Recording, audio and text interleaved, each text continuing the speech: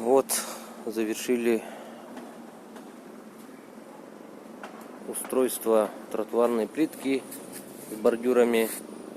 Бордюры высотой 22 сантиметра по краям забетонировали, ну, то есть в начале и в конце. Ну, похожая на кирпич тротуарная плитка с затиркой. Вот.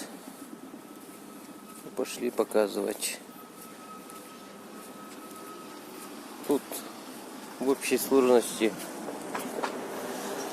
порядка 100 метров. А тут замок успели повесить. Вот. Снимаем. По краям забетонировано, чтобы бордюр не ушел.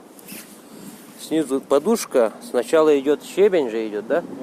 Потом идет речной песок, потом идет кельдямский песок, потом уже тротуарная плитка непосредственно идет. И пошли до конца. Тут вроде как волна, да, но на самом-то деле это волна из-за того, что бордюры неровные.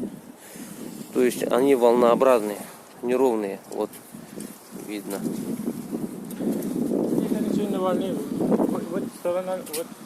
Вот так вот пошли, и мы уже в конце. И все эти 100 квадратов, вот они здесь. Ну, очень хорошо смотрится. Рузмат, ты красавчик. Ставлю твердую 5. Все.